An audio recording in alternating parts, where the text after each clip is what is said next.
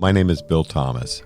I'm a writer, consulting producer, and now podcaster. I am now trying to use my experience as the brother of a murder victim to help other victims of violent crime. I'm working on a book on the unsolved Colonial Parkway murders, and I'm the co-administrator of the Colonial Parkway murders Facebook group together with Kristin Dilley. My name is Kristin Dilley. I'm a writer, a researcher, a teacher, and a victims advocate, as well as the social media manager and co-administrator for the Colonial Parkway Murders Facebook page with my partner in crime, Bill Thomas.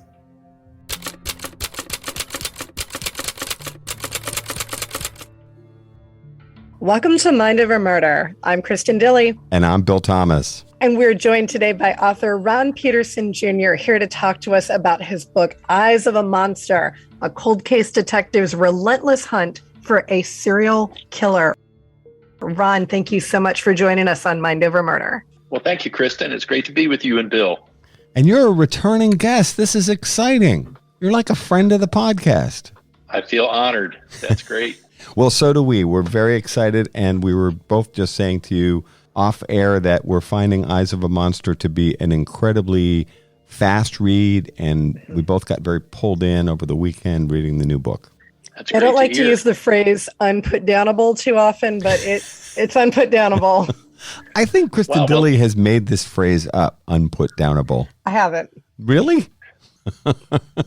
Well, thank you. And Kristin, I know you're an English teacher, so I can say this, it's like your English teacher always told you to pick a good subject to write about. That's the most important thing. And I was very fortunate with this, that it was a great subject and obviously a very interesting case. So thank you. We'll go ahead and start right there. Actually, how did you hear about Olivia Christian's case and why did it appeal to you so much? Well, I'm originally from Hampton, Virginia. That's my old hometown, was born and raised there. I still live in Hampton Roads. I'm in the Smithfield, Virginia area. I'd heard of it. I was a sophomore in high school when this murder happened. And then when my wife and I were married, our first house, we actually lived in the same neighborhood near the Hampton waterfront as the victim, Olivia Christian's parents. They're deceased, as is her only sibling or brother. We did have neighbors who knew them pretty well, so I was familiar with the case then. And then after I'd written two other true crime books, was looking for that, just a great subject to write the next one on, ran across a news piece that the case had been solved and dug into it, contacted the detective who had worked the case, Randy Mayer, who we'll talk a lot more about.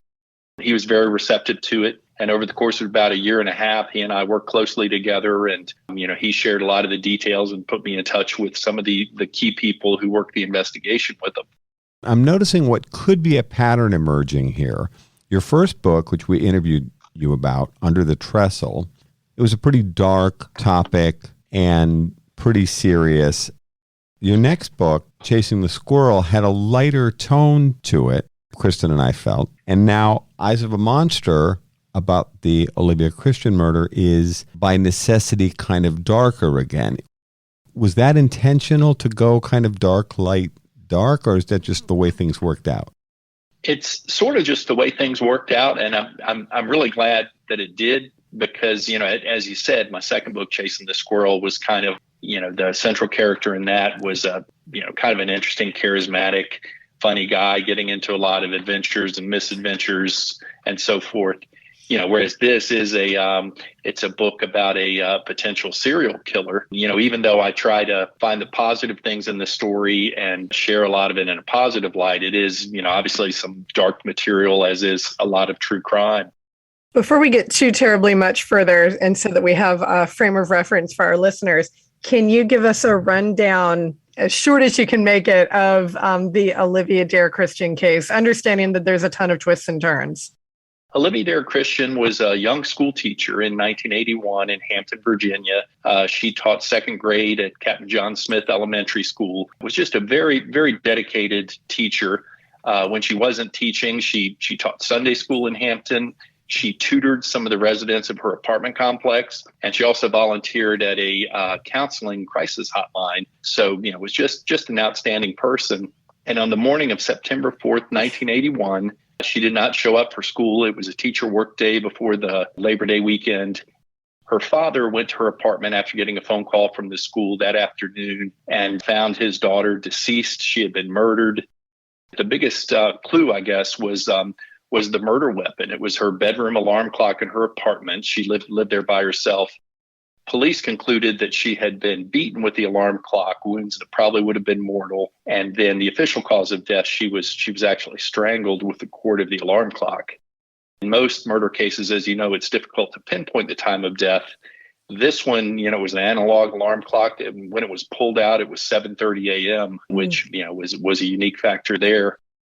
Hampton police detectives who did a great job put on a full court press, as they do in most murders in a city like Hampton that only has one or two a month typically. But unfortunately, the murder was unsolved. It wasn't a lack of suspects. There were as many as 5 or 6 different persons of interest, some of whom were serious suspects. As time went by, the years went by, the 80s progressed into the 90s. Olivia Christian's parents passed away, and her murder was unsolved. It was one a lot of Hampton's detectives over the course of 2 generations would open the cold case from time to time and just could not solve it. And then 30 years later, in 2011, a detective in Hampton by the name of Randy Mayer came across her cold case file kind of somewhat serendipitous fashion. He was working on another case, found it, took it home with him one weekend. It was about the size of a banker's box, like a lot of cold case files, and just spent the weekend read through it all day on Saturday, and then went back Sunday and took some notes, and came to work Monday morning and said, hey, I want to work on this case to his boss and his lieutenant. And he began doing that. And over the course of a few years, he managed to identify a suspect. And the way that happened was very interesting. In the cold case file was a statement from a young girl who was 16 years old at the time of the murder, who lived in the same apartment complex right across the parking lot, who gave police a statement that she observed a suspicious man looking in Olivia Dare Christian's window, listening to her door, just acting suspiciously. She described him in detail, actually sat down with the police artist, provided a composite sketch, and also described the vehicle he was driving, a distinctive 4-door aqua green sedan. The original detectives, as the investigation progressed in 1981, they came to the point where they did not believe her. They thought she made the story up for a few reasons that are in the book. And then when Detective Mayer reopened the case 30 years later, one of the first things he did was locate her. She was by then in her 40s.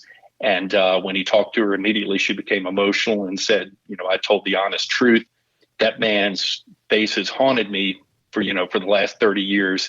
He had the eyes of a monster, which hence the title of the book. Mm-hmm. She said she never forgot those eyes. And without giving too much of the story away, he worked closely with her to try and find the killer. The police at the time didn't believe her. Was it because she was a 16-year-old kid and they didn't take her seriously, Ron? Or what was it that made them feel that she wasn't credible? That's a good question. I think a lot of it had to do with her youth. She was 16 years old. There were a few other persons of interest who may have had blinders to that did not match that description. She was also brought to the police department and given a polygraph, believe it or not. This is a witness that they gave a polygraph.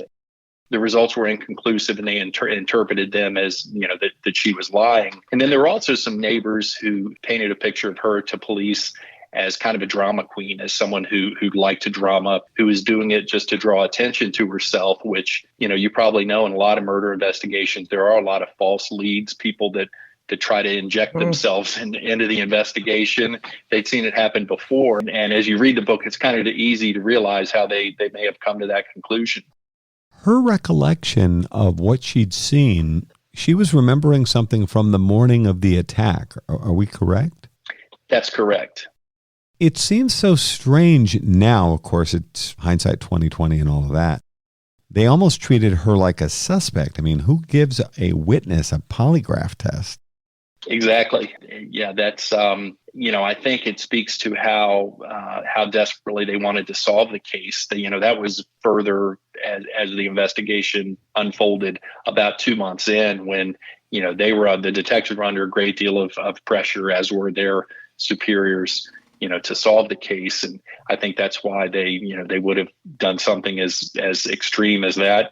She was also put under hypnosis, which is interesting. The late 70s and 80s were when that was a trend that started in California, I think, in Southern California, where a lot of police departments actually employed hypnotists who would hypnotize witnesses to help them remember things. So she was put under hypnosis. And then an interesting point of trivia was that the sketch artist she worked with was a kind of a young aspiring artist who did freelance work for the Hampton Police Department. Her name was Gloria Coker, and she went on to become a very well-known artist. And now her paintings hang in the homes of some very prominent, famous people. But she did that sketch, which is shown in the book very early in her career, and obviously went on to great things. I thought that was interesting that she became quite an accomplished fine artist, which is interesting. Although sometimes when you see sketch artists work, and a courtroom artists as well, some of them are actually beautifully done, and you realize it takes a significant amount of talent to generate a compelling drawing that might actually lead citizens to recognize a potential perpetrator. It's an interesting thing. It is. And it's something I guess you probably associate more with old school police detective work. One thing that this book really offers readers is a look at just how hard it actually is to solve a murder case, whether that's a fresh case or a cold case. What would you say are some of the things that you learned about case investigation that really were a surprise to you? I mean, you're an old hand at true crime at this point, but there must have been something that surprised and shocked you. Can you tell us a little bit about that? I guess one of the things was, we hear about the first 48-hour rule, and there's a television show, called The First 48 Hours, but you realize how important that is, the early stages of an investigation. This was one, I guess what stuck with me was, for that reason and some others, the original detective sort of felt like the case was cursed. Her body was not discovered until about 10 hours after the murder, which is analogous to giving someone a head start in a foot race in terms of the killer. It happened the Friday before Labor Day weekend, so a lot of people they wanted to question had gone out of town, or their routines were interrupted. There was also the feeling in this apartment complex that, for lack of a better term, the police were looking to pin the murder on an innocent person, and the book gets into one suspect in particular. Some people were not as forthcoming with leads as they should have been, and then in the course of the investigation, there were also two witnesses. Other than the 16-year-old girl, Anita was her name that I mentioned, who came forward with false information that was not correct. So all those things just really, really sidetracked the investigation, and, were probably the biggest reasons why the murder was not solved. It's also worth reminding everybody that this crime takes place just before Labor Day 1981. DNA is not a thing at this point. DNA comes out of the lab and starts being used in law enforcement applications in the late 1980s. So this is pre-DNA. And so a lot of things that we accept as forensic solutions or potential solutions to crimes like this just aren't available to law enforcement. The original detectives had some pretty serious hurdles they had to get over in order to move the case forward. They did indeed. That's right. And you mentioned the DNA. There was a great deal of forensic evidence taken from the crime scene, blood samples, among other things. And they were tested later on, and either there was not enough material to identify, or it had degraded to the point where, it was not identifiable. The other interesting thing, when Detective Mayer reopened the investigation, he soon came to link this murder. Some of the original detectives pursued it, as far as a motive, as possibly a burglary gone wrong, whereas he zeroed in on it as a sexually motivated crime and felt certain that the person who committed this murder, it was not the first time they had done something like this. So as he dug through the police files, the book gets into that, other old cases. He linked it to two other cases, which were two other unsolved murders, one from the 70s and the other from 1981 as well, and came to the conclusion that all three murders, all three in Hampton, were committed by the same killer. And so this wasn't a matter of a burglary gone bad, but this is a series of sexual assaults. It was, exactly. Yes, that was the motive, and then in the trial, that was the motive that was presented, against the suspect. Yes. When you started really getting into the ugly backstory and criminal history on this suspect, Reuben Moore, it made my blood run cold. Reading all of the many, many things that this guy had done and all of the ways that he somehow got lucky enough to escape justice. My jaw hit the floor a couple of times. Like, how could one guy manage to evade justice for as long as he did? It really blew my mind. It is. It was really mind-boggling, and I, in the course of writing the book, spoke with several veteran detectives and police officers in Hampton, Newport News, and also surrounding jurisdictions, and they were almost unanimous in saying, this person, Reuben Moore, had the absolute worst criminal history of any suspect they ever knew. Had been really lucky. He'd been convicted 3 times of assaults on women. One was overturned on a technicality, and twice he got lengthy prison terms. For example, one time 30 years, and he served 15 of those in a Virginia penitentiary, which was why he was out of prison to commit this murder.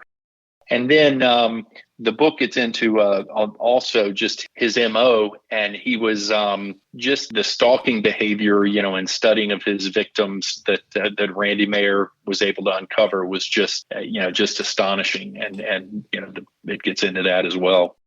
How was he able to get out of jail, if you will, at least twice? I know he served the one 15-year prison term, but then how did he manage to escape justice in those other examples?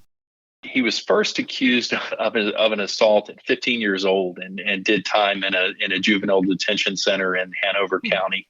This would have been back in the mid-1960s. Then in 1969, he was convicted of attempted murder and rape when he basically assaulted a woman in her home and left her for dead. And it was overturned on a technicality because the affidavit submitted for the warrant was too general. It was a faulty warrant, so it was overturned in the Virginia Supreme Court. But it was a life sentence that he was serving in Richmond. And actually in 1970, at the time that conviction was overturned. And then, the fact is, I guess now and then, it's typical someone will, with good behavior on a prison term, they'll serve just about half of that sentence is sort of the norm, I guess, that I saw. And this example really bore that out. And he was out again in time to attack Olivia Christian. He was, yes. And then 30 years later, when he was identified as a suspect in the cold case, by then he was in his mid-60s. It would seem that he was living a lawful life at that point.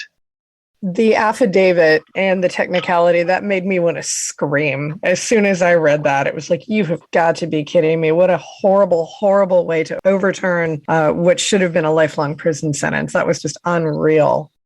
Lots of twists and turns in this book, which is, again, why I will label it unputdownable. Because there is so much that is interesting here, to the extent that it almost reads like it could be a movie. Well, thank you. It was interesting. One of the people I interviewed was a former Hampton prosecutor. He was Hampton, I think, actually the first elected Commonwealth attorney. His name is Lloyd Hanson. He's now 90 years old, living down in Florida. When I called him to interview him about this, as soon as I mentioned the person's name, in the book, he right away he said, that SOB. And remembered in detail, told me a lot of things that happened. We're talking 50 years ago that he remembered. It was how impactful, I guess, that the activities around this were. It's an amazing story with a lot of twists and turns. When you're writing books like this, I mean, Under the Trestle in 2018 and Chasing the Squirrel in 2020 and now Eyes of a Monster. Are you thinking this would make a compelling book, but it also might make a terrific television show or movie? Does that impact your thinking at all? It does, and all 3 books I've written, even before I made the decision to move forward in writing them, as I talked to people about them, they were saying, we've all heard the expression that truth is stranger than fiction. Mm-hmm. They would all say, you wouldn't believe what happened in this case. It's like something out of a movie is what they would tell me in the beginning. And then, and then the more you dig into it, you realize that. And, with any good story, the more little stories you can find, and for example, the backstory for some of the characters, be it a detective or a suspect or, the victim or a friend of the victim, the more little stories you can explore to tell the big story, the more the more interesting it is. And the analogy I use a lot, my favorite television show, since it came on, I guess back in the 80s, was Law and Order, the original Law and Order. Just if you can tell it's a very straightforward, a chronological narrative about a crime taking place, about the investigation, and then eventually about what happens in the trial and the result. But I guess it may not be answering your question, but I've just tried to kind of stick to that formula. I've been fortunate that, all three of these were just incredible stories that really were crying out, not just for a book, but in my opinion, a movie or television series as well. It's interesting that you bring up Law and Order because I love watching the show. And of course, you can watch any Law and Order at any time, and it's a pretty satisfying viewing in an hour. When you think about it, it's actually very highly structured. It's basically divided into half, and the first half is the story about the crime itself. And then somewhere around the 30-minute mark, and there's a commercial in there, they switch over to an arrest has been made and a suspect has been identified. And then you move into what happens as it moves through the court system, sometimes with a satisfying ending and sometimes not as satisfying. Although obviously, they catch more bad guys than get away, I think. But it actually is a fascinating kind of formula in terms of how they chose to tell the story. You kind of follow a linear format as well. You don't jump around too much in terms of, you don't time jump or anything like that. You tell the story in a fairly linear fashion. So you do kind of draw the reader in. Well, thank you. Yeah, that's, I think I felt early on that was the most effective way to do it. We've all read books that are maybe written in the first person or, that jump around time-wise or have a flashback. And some of those, even though they're great books, I found a bit difficult to read, sometimes with that. And another thing I was going to mention is that I feel like kind of my niche has come to be, not that I won't stay in it, or write about something different, but true crime stories from Virginia, being from Virginia, there's just so many stories to tell. But, and these stories, I think, have good run, obviously, outside Virginia as well, but that also took place in the 80s.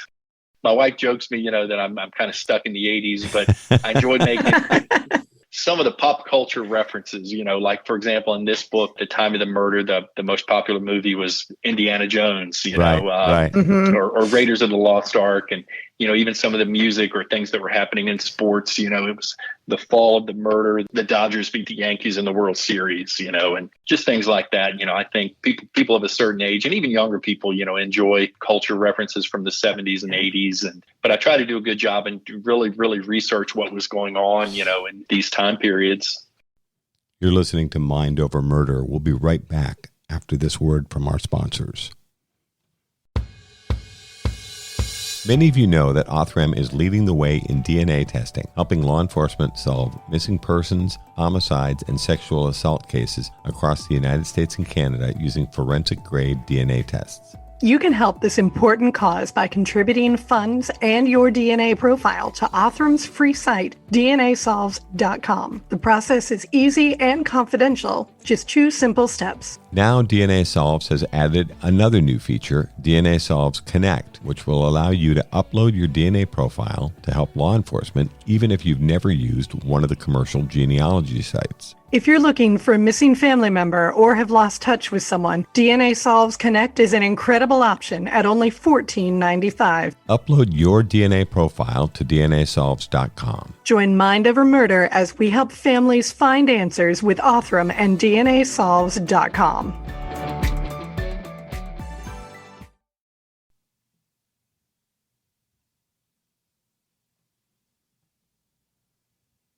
We're back here at Mind Over Murder. You mentioned that you interviewed scores of people for this book. Now, with this being a Virginia case, do you interview people face-to-face ever, or is it always over the phone, or how does that work? If it's someone who's a major character in a story, then I'll definitely try to interview them face-to-face, and a lot of people are receptive to that. My first book, Under the Trestle, I made a lot of trips to Radford, or I should say back to Radford, where I went to college, and met with people face to face, and then even had follow-up interviews with them face to face after that. In writing this book, with it taking place in Hampton Roads, I was able to do that. And, you can just obviously establish a better rapport. People are more comfortable talking with you, and trust you more, maybe telling you something off the record if you're face to face. But, I do just as much and maybe even more on the telephone as well when it's not practical to meet face to face. What I've been really fortunate to be able to do is that, I mentioned this book starting with Detective Randy Mayer. He put me in touch with about a dozen people who said, he said, hey, you have to talk to this person. They're central to the story. Just about all of them were willing to talk. And then what was really good is, you'll go and talk with those people and then they'll refer you to other people who are also involved. Hey, you ought to talk to my partner. And, like there was one guy, I'll just mention this name, a guy named Kerry Coronis, who, had a small part in this case and, was able to talk with him and get some really interesting insight about this case from him, which was good. So when you approached Randy Mayer and said, hey, I'd like to do a book about the Olivia Christian case, would you share what you know with me? How did he respond to that? Was he receptive to it, or did you have to kind of work at it a little bit to convince him? A little bit of both. He was definitely receptive. He'd had a conversation and had gone down the road with another writer who wanted to write a book about the case, who was a former newspaper reporter and, just a great crime writer, for many years. For whatever reason, that project, didn't get off the ground. So when I got in contact with Randy, he was very receptive to the idea. We talked through it and, had a great rapport. Kind of a neat part of the story is that this is going back about 20 years ago, but my wife was a manager at a YMCA in Hampton. Randy Mayer used to work out there and they knew each other. I'd never met Randy, but as soon as I mentioned his name to my wife, she's going, yeah, I remember Randy very well, and vice versa. So what a small world. It's a very small world. Yes. So it was kind of an interesting part of the story. And then, being from Hampton and Kristin, you know how it is on the peninsula and in Hampton Roads, you start talking to someone and realize how many people you knew in common. So, yes, I'd say we were very comfortable working together on this. And he just did a great job in sharing everything with me. And, even some of the words I used in the book, I think full disclosure were expressions from, that I got from him. So it was just outstanding and not only in working on the case, but in helping me write the book. A writer's question here. Do you run tape? Do you record interviews when you speak to all of these people? I do some of the time. What I've found is people typically are not as comfortable talking when they're being recorded, and they won't open up as much. So I find myself taking notes, writing down the key phrases and then circling back to them when I've written it and saying, hey, just to make sure I have this accurate, you told me. So to answer your question, I rarely would I record an interview. In the latter part of the book, it's very compelling with the courtroom testimony. Did you have access to transcripts or recordings of those proceedings? I did have access to the transcripts, which helped a lot. I went to the Hampton Clerk of Circuit Court's office in downtown Hampton. There was a copy of the transcript, not only of the 2018 trial, but the preceding trials that I kind of referred to from Reuben Moore, and read through all of those transcripts. So yeah, that was very, very helpful. Another person who helped me a great deal was the prosecutor for this case, whose name was Phil Figura, who's Assistant Attorney General of Virginia, works in Richmond. It was very interesting the way that he became involved in the case. Once Detective Randy Mayer of Hampton had built the case against the suspect, we've all seen, and again, we can use Law and Order as an example, when the detective sits down with the prosecutor and lays out his case, and, he's waiting to hear those two words that he loves to hear from a prosecutor, that is, let's prosecute. And he presented the case to the Hampton Commonwealth Attorney, Anton Bell, who, for a lot of really understandable reasons, did not want to move forward and prosecute such an old case, such a cold case, and one based on eyewitness testimony from 30 years ago from a girl who was 16 years old at the time. He was sort of frustrated by that. And then that was at that point that he ran the case past Phil Figura in the Attorney General's office, who agreed to come down and prosecute the case. And he's someone, just a few words about him, just who who specializes in prosecuting difficult to win cases throughout the state of Virginia. Now, he began prosecuting gang-related cases in the Shenandoah Valley out that way, before he went to work in the Attorney General's office. You had mentioned in the book one of the cases that he had prosecuted was another no-body homicide case. And I thought, well, that's interesting. Ron knows all about that because of the work from Under the Trestle. And that case in and of itself, I feel like that one deserves a book. There are so many different interesting cases here in Virginia that I'm learning about courtesy of all of this writing that you are doing. Well, thank you. And you guys have featured a lot of really, really interesting ones as well, not only in Virginia, but outside. But yeah, I guess every area has those cases. And Kristin, I was interested in something that I heard you say in one of your podcasts, but you were talking about some of the more classic people in literature, Truman Capote, the true crime book In Cold Blood. Then also Edgar Allan Poe. Some of his books they weren't totally true, but they were kind of crime stories based on a true story, I guess. But some of the best-selling books of all time. And then another one I know you mentioned was Helter Skelter, which, like you, I have read as well. Yeah, I'm actually teaching my AP students In Cold Blood right at the moment. So that's been interesting talking to them about how a book like that is researched and structured. And it's interesting. It's a lot of fun. So this is definitely something I'm going to put on my bookshelf at school and encourage my kiddos to read if I can tear them away from their phones long enough. Those three writers that you just mentioned, you're almost talking about like the core of inventing true crime or true crime literature. Those are amazing stories, which I guess you're standing on the shoulders of giants, Ron. Well, thank you. That's nice for you to say. You'd mentioned Phil Figuera and you've mentioned Randy Mayer, and I don't want to leave out the third member of the crime-fighting triad here, and that is FBI agent Liza Ludovico. Were you able to interview her for the book, and what are your impressions of her as an investigator? She certainly played quite a role in bringing Reuben Moore to justice.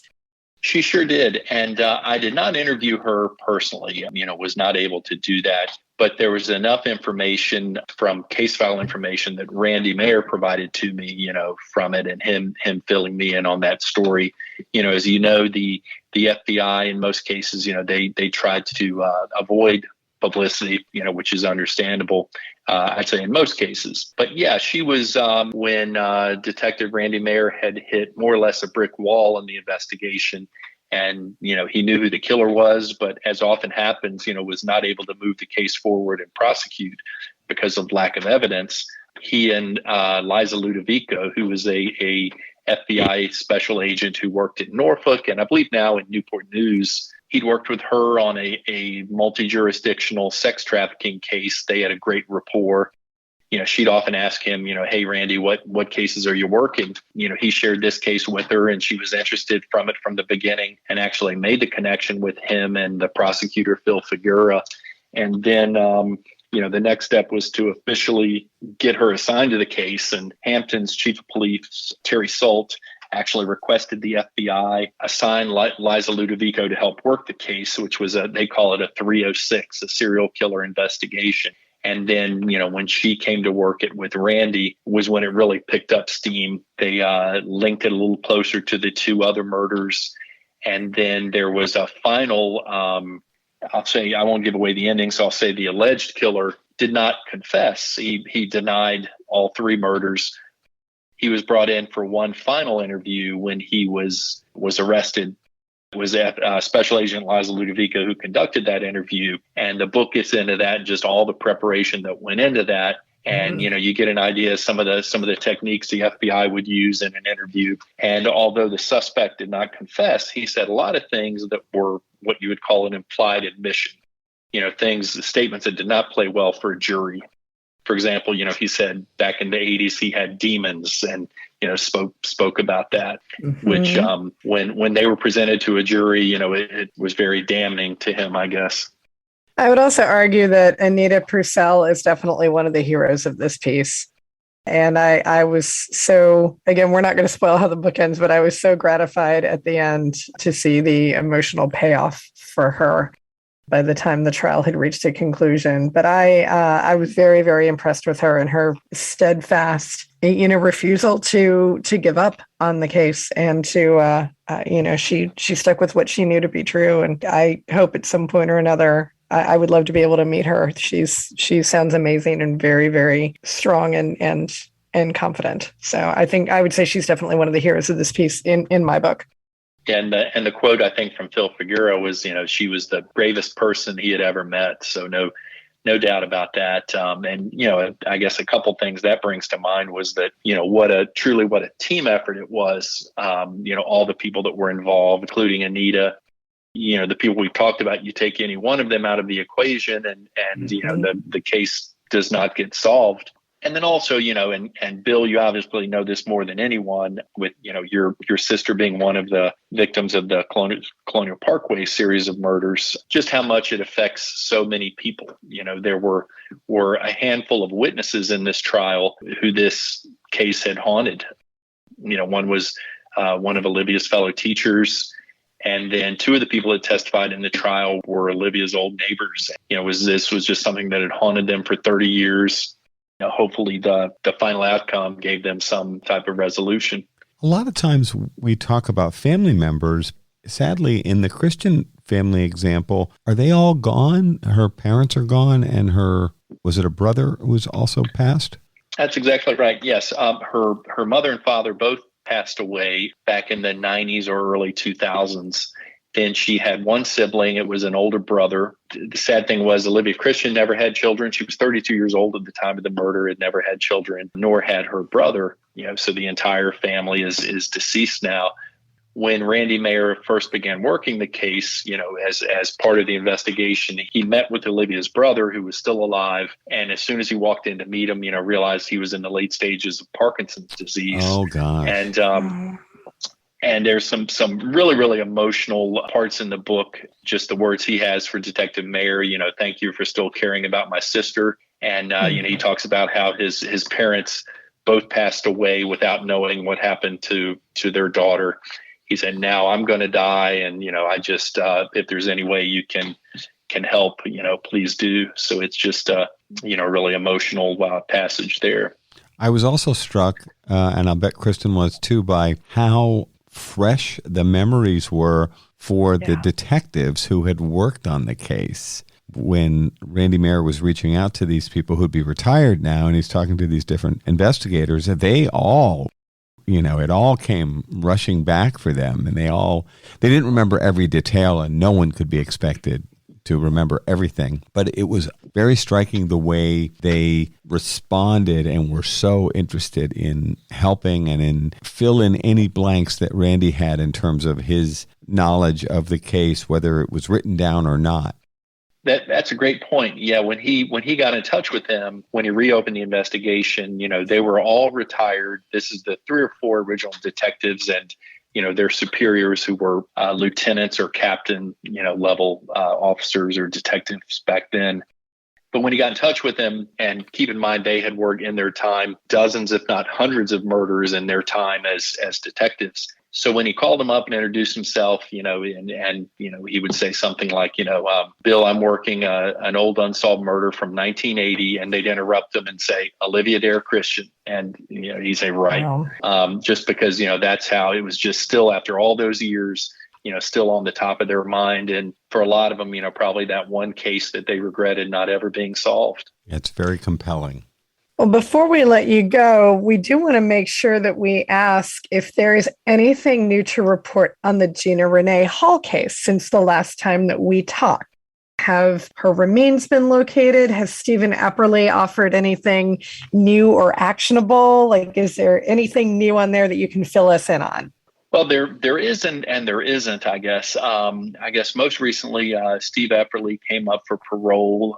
This was summertime, geriatric parole. And again, he was convicted in 1980 in the no-body murder of Gina Renee Hall. Served the last 41 years in prison, has denied it. He was convicted of first-degree murder, given a life sentence, and has denied it. So now he's, 69, turning 70. and is eligible for geriatric parole. So he comes before the Virginia Parole Board, which is 5 parole board members who vote on whether or not to grant parole, in this case, geriatric parole. And he was denied again. And, the awful thing is that the Hall family has to go through this, now about every year, not knowing if he's going to be paroled a lot. But there's a lot of people who rallied the current Pulaski County Commonwealth Attorney, Justin Griffith, who gathered a lot of people and, spoke before the parole board. We may have talked about it the last time, but over the last year or so, a forensic anthropologist by the name of Arpad Voss has worked with one of Gina Hall's siblings. He's a PhD in forensic anthropology, has, actually many degrees, formerly worked at University of Tennessee, and is somewhat controversial. I won't say anything about him either way, but just, invite anyone to certainly research his background. But he has a device which he says can identify DNA of someone. So his claim is that he has found material which is the remains of Gina Renee Hall. It has not been tested in a laboratory, and that may or may not be underway, or going toward that direction now. The statement from the Virginia State Police, when I talked to them about it, was, to their knowledge, nothing definitive has been found. So that just, I guess, another turn in that case. I can tell you, sadly, one of the lead investigator in that case, who I got to be really good friends with, Austin Hall, who's a retired Virginia State trooper, recently passed away a few months ago. I'm sorry. Thank you. There was still a group of old retired police officers, state troopers, and people that worked in law enforcement who would meet for breakfast and still work on finding her remains, and as the book talks about, they're which potentially in a clandestine grave or disposed of somewhere that, that we don't know. So that would be, I guess, just the latest update in that case. Well, as you wrote about in Under the Trestle, and we discussed with you on Mind Over Murder, that's beautiful country, but there are so many different places where a body could be hidden. And of course, now it's 40 years later. It would be very, very difficult. They'd either have to have new information or get very, very lucky in order to find any of Gina Renee Hall's remains. So I understand the challenge that any investigators or explorers, if you will, would be up against. Absolutely. Then I would like to add also the film rights for that book were acquired by Scott McTavish of McTavish Pictures, who's a documentary filmmaker and has several good documentaries to his credit, including one called Mirth the Protector that received consideration for Academy Award nomination.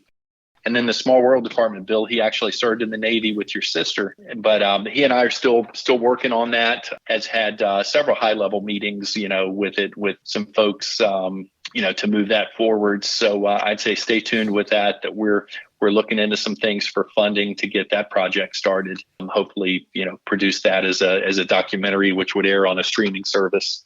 That'd be very cool. It's an amazing story, as we talked about on the podcast, and your book, Under the Trestle, is very, very compelling. It's just a fascinating story, and as Kristin said, lots of twists and turns in that story, too.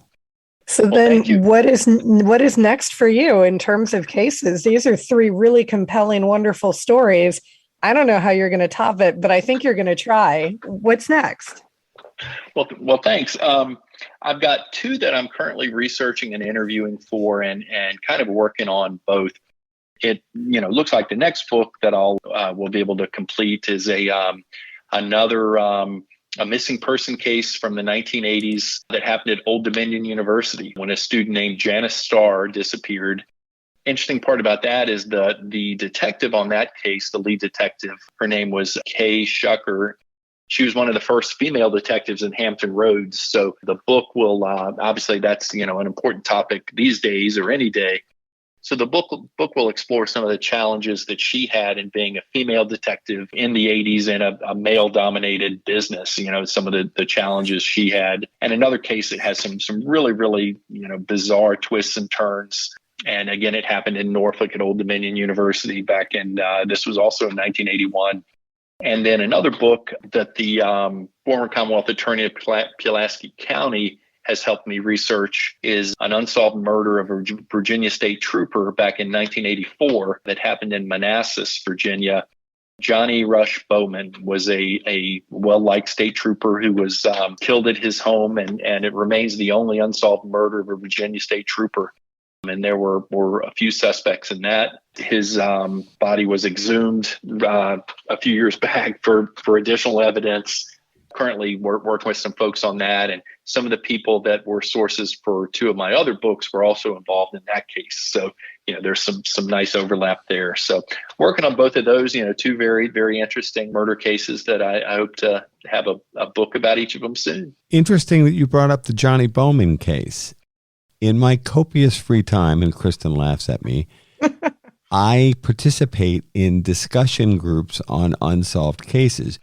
Usually I'm there to answer questions about the Colonial Parkway murders, and I do try to steer people towards the right sources for information, and I will answer questions if I have time. A number of the people that I have talked to about the Colonial Parkway murders are very interested in the Johnny Bowman case. They've actually offered some interesting theories. These are not crackpots. These are people that are serious. These are armchair detectives, but they're smart people. And they've sometimes explored different ideas about could Trooper Bowman's murder be related to some other things that were going on around the same time in that area. So it's interesting that the Johnny Rush Bowman case is one that you're exploring as a potential for your next book. Very interesting. Yeah, there's a Virginia state trooper who I worked with or former state trooper named Joe Massey, who knew Johnny Bowman, and actually they had some overlap their time working together in Northern Virginia. And he's got some, you may know the prime suspect for a while was another state trooper. Right. But yeah, it's I'm looking forward to digging into that a little more and finding out some of those interesting stories that relate to that. So one of these stories or another might move into the next position over the coming year? Yes, exactly. Yeah. The book I mentioned about the ODU missing person case, that will be the next book, it for all intents and purposes now. And I would hope to have that out by the summer. And then as I'm writing that one, I'm continuing to research the Trooper Johnny Bowman case as well. Both of us as aspiring writers will consider you incredibly talented and prolific. Yes. Moving these stories forward very nicely. Well, I appreciate that. I enjoy your podcast, and it's very inspiring to me, the cases you all talk about, and certainly a lot of your guests and the things they're doing, and things like advanced forensics and along those lines are just fascinating. Well, we try to come up with some of the most interesting people to talk to, because that makes our job a whole lot more fun. Well, Ron, thank you so much for spending the time with us to talk about Eyes of a Monster. Where can everybody find your book? Amazon is probably the best place. It's also in a lot of independent bookstores. Bookstore in Roanoke I always like to mention in Roanoke, Virginia, is called Book No Further, who does a great job. Mm-hmm. Have had some challenges with some of the Barnes & Noble locations who have not carried the book, but the Newport News Barnes & Noble, does have a fair amount of inventory of it.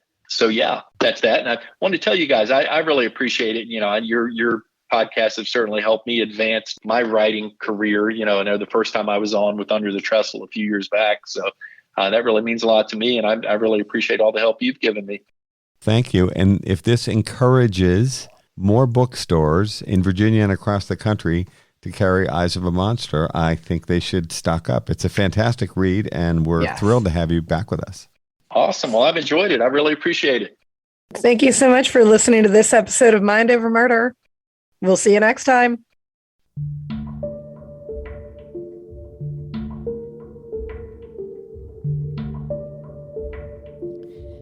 Mind Over Murder is a production of Absolute Zero and Another Dog Productions.